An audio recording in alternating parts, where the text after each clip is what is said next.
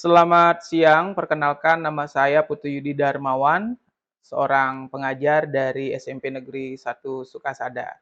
Saya sudah menjadi pengajar itu sejak tahun 2012 dan pada kesempatan ini saya, beruntung bisa mengabdikan diri kepada pendidikan di Indonesia, lewat Satuan Pendidikan SMP Negeri 1 Sukasada.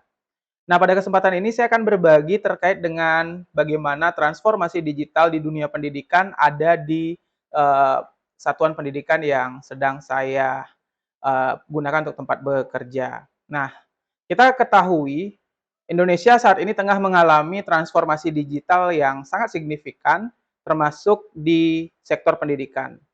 Perubahan yang terjadi ini bukan hanya sekedar tren, melainkan sebuah revolusi yang mampu mengubah cara kita belajar dan cara kita mengajar.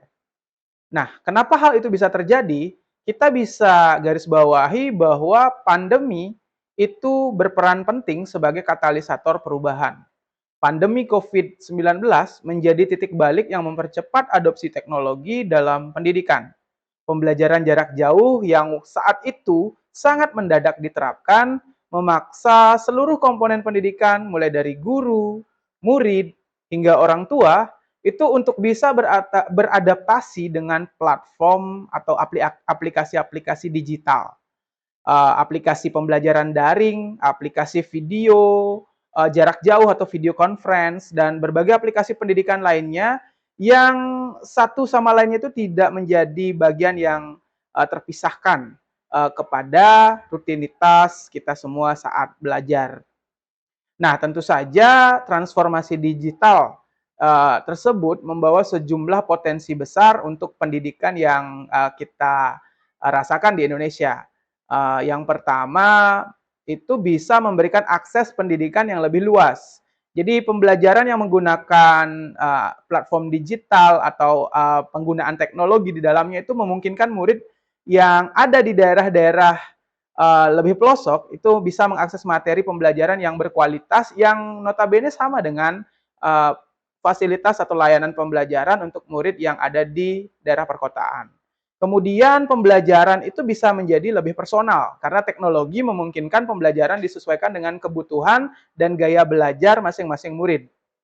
Selanjutnya, kalau dari sudut pandang guru, transformasi digital itu mengedepankan kolaborasi yang lebih efisien. Guru dan guru yang lain atau guru dan siswa itu berkolaborasi secara real time tanpa adanya batasan ruang dan waktu. Kemudian yang sering dan sudah kita rasakan manfaatnya itu pemanfaatan data untuk meningkatkan kualitas pembelajaran. Saat ini kita kenal ada yang namanya perencanaan berbasis data. Jadi dengan data-data yang sudah dihasilkan melalui transformasi digital atau pembelajaran efektif lainnya di kelas, kita bisa menganalisis dan mengidentifikasi area yang perlu diperbaiki. Kemudian setelah direfleksi, maka perbaikan atau pembenahan yang dilakukan itu bisa mengefektifkan kualitas pembelajaran. Nah, itu sih terkait dengan transformasi digital yang bisa kita rasakan sejauh ini sebagai sebuah langkah yang lebih depan atau langkah yang lebih maju untuk menatap masa depan. Nah, di transformasi digital yang ada di Bali, itu khususnya di Buleleng, sekitar tahun 2019 akhir atau 2020 awal, itu muncul yang namanya Chromebook. Nah, di sana saya berperan sebagai salah satu pengajar teknologi informatika di sekolah, diminta untuk menghadiri sebuah bimbingan teknis penerimaan bantuan Chromebook dari Kementerian Pendidikan dan Kebudayaan melalui Dit-Sarpras pembinaan SMP. Nah, di sana saya menemukan bahwa ada satu perangkat pembelajaran digital berupa Chromebook yang bisa dimanfaatkan untuk akses yang lebih luas, mempelajari materi, bisa juga digunakan untuk media pembelajaran, dan sekaligus sebagai sumber belajar murid ketika belajar di kelas. Nah, Chromebook itu telah menjadi salah satu perangkat yang populer saat ini dan digunakan dalam transformasi digital pendidikan. Nah, termasuk di Indonesia, itu sebenarnya juga tidak hanya di Indonesia, di negara-negara maju lain seperti Jepang dan negara-negara Eropa itu sudah lebih dulu memanfaatkan Chromebook sebagai salah satu perangkat transformasi digital. Desainnya yang lebih simpel, lebih ringan dengan harga yang relatif terjangkau, membuatnya menjadi pilihan yang menarik bagi sekolah-sekolah di negara-negara maju tersebut. Nah, di Indonesia sampai sejauh ini penggunaan Chromebook sudah bisa dikatakan lebih masif ketimbang di awal-awal saat dikenalkan.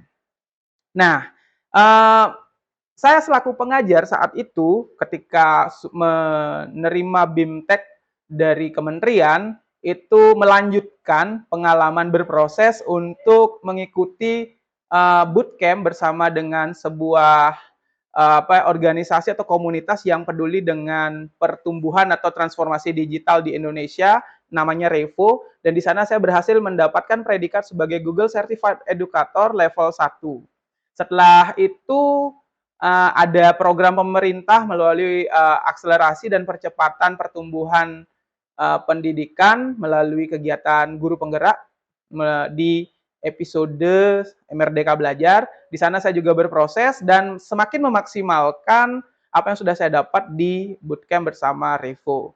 Nah, di sana saya mengerti bahwa transformasi digital yang sangat dibutuhkan di dunia pendidikan itu juga perlu didukung oleh beberapa hal. Yang pertama adalah bagaimana kita bisa memanajemen aset dengan berbasis pikiran positif. Artinya kita tidak lagi berpikir sebuah program dimulai dari sebuah masalah, tapi kita berpikir bagaimana membuat program, membuat sebuah gerakan dimulai dari apa yang kita miliki dan apa yang kita bisa. Sehingga ketika sekolah saya itu memiliki 15 unit Chromebook, saya maksimalkan untuk membangun sebuah komunitas belajar yang saya sebut dengan tim support IT untuk untuk mengelola dan memfasilitasi penggunaan Chromebook dalam pembelajaran.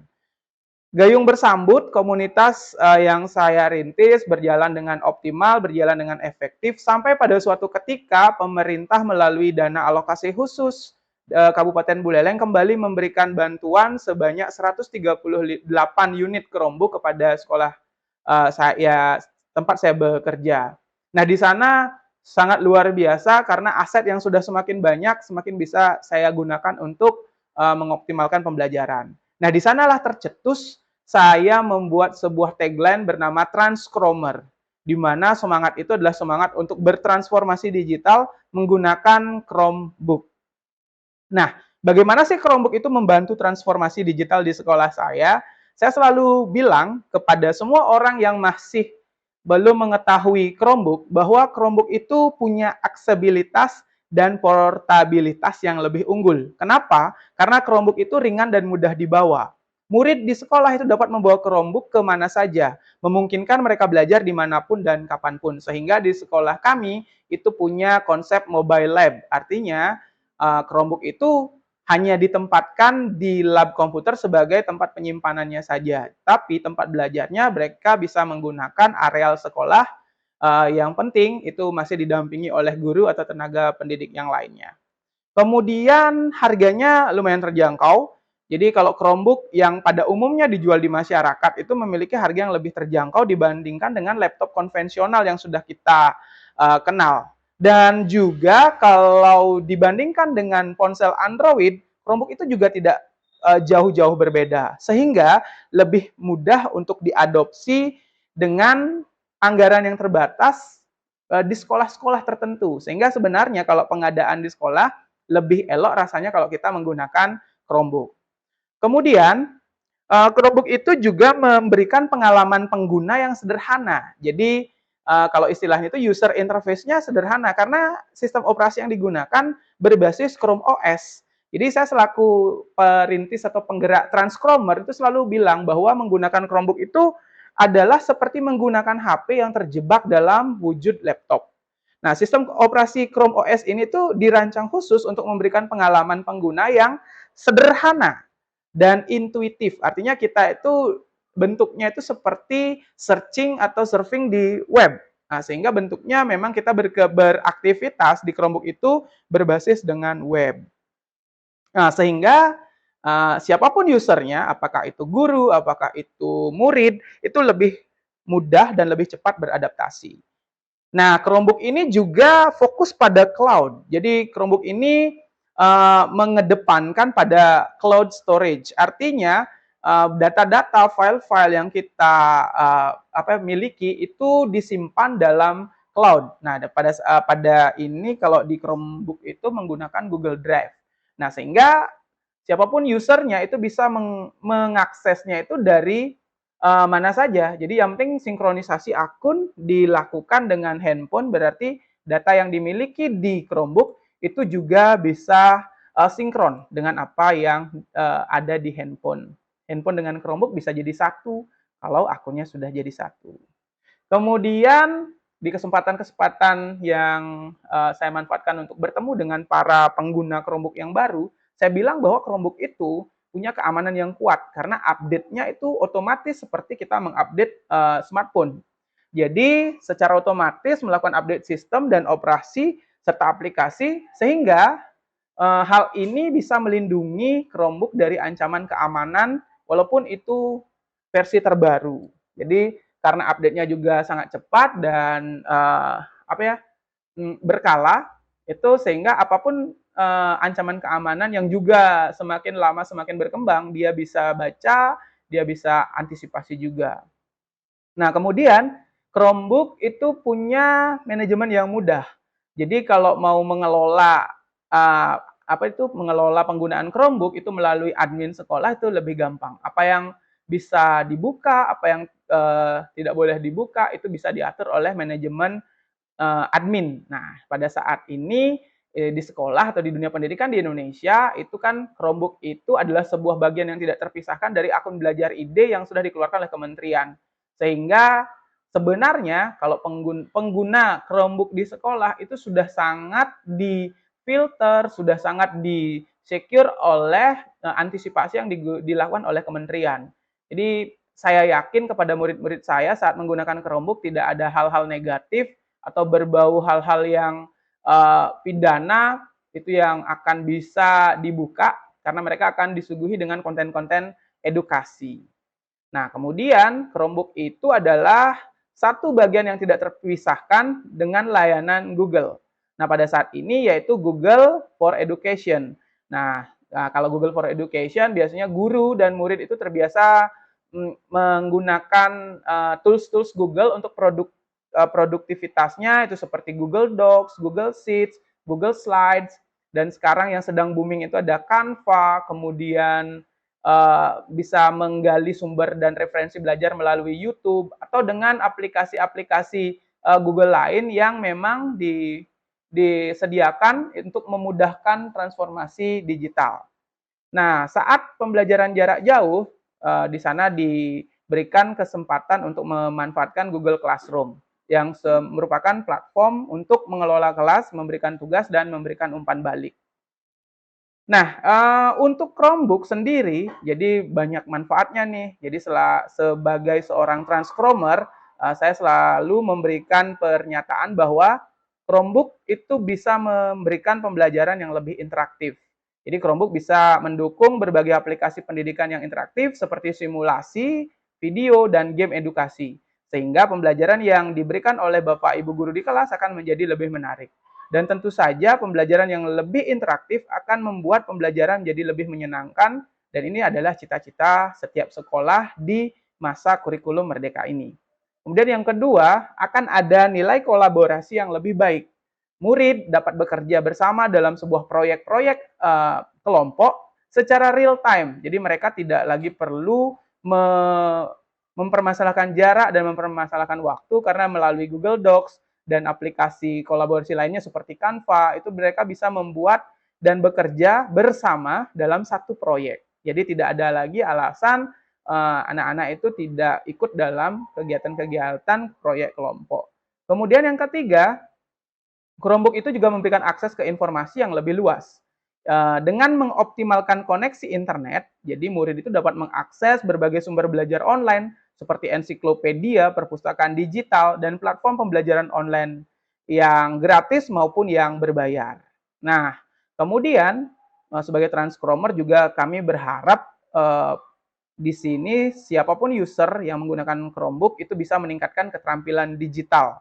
Nah, jadi penggunaan Chromebook secara rutin bagi Bapak, Ibu guru dan murid itu kami harapkan bisa mengembangkan keterampilan digital yang penting seperti typing atau mengetik, searching atau mencari informasi, dan keterampilan presentasi yang berpengaruh pada keterampilan komunikasi dan keterampilan berpikir kritis. Nah, tentu saja teman-teman semua juga harus tahu bahwa menjadi Transcromer dengan memanfaatkan Chromebook dalam pendidikan itu tidak hanya menawarkan banyak manfaat, tapi juga beberapa tantangan yang memang perlu diatasi.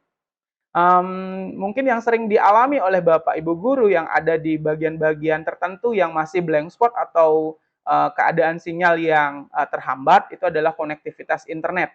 Transcromers itu memang transformasi digital dengan Chromebook akan lebih optimal jika bertransformasi diimbangi dengan koneksi internet yang lebih stabil. Sehingga kalau memang tidak ada koneksi internet yang lebih stabil, itu memang masih bisa untuk digunakan offline, namun tidak bisa sinkron pada real time ke cloud storage-nya.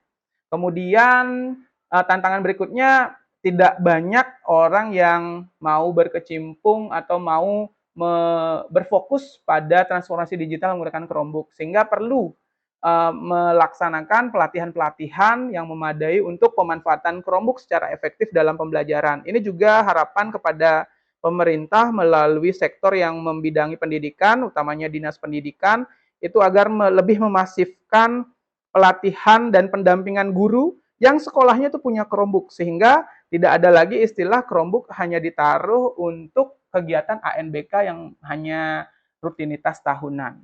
Kemudian yang ketiga tantangannya adalah masih adanya semacam perbedaan layanan terhadap akses perangkat. Karena terkadang ada sekolah yang memiliki Chromebook itu jumlahnya terbatas, sehingga tidak semua murid memiliki akses yang sama terhadap perangkat. Nah, sehingga di sini perlu juga diberikan pemahaman bahwa penggunaan dan pengoptimalan Chromebook itu bisa dilakukan dengan berbagai macam strategi. Apakah strategi bergiliran atau strategi api unggun, jadi satu Chromebook itu digunakan oleh banyak orang. Atau strategi berpasangan, satu Chromebook digunakan oleh 2 orang. Atau strategi-strategi lain yang tentu saja Bapak Ibu guru sudah sangat lebih fasih dengan hal-hal tersebut. Nah, jadi teman-teman semua, sebagai seorang Transcromer, saya menyadari bahwa Chromebook telah terbukti menjadi alat yang sangat efektif dalam mendukung transformasi digital pendidikan.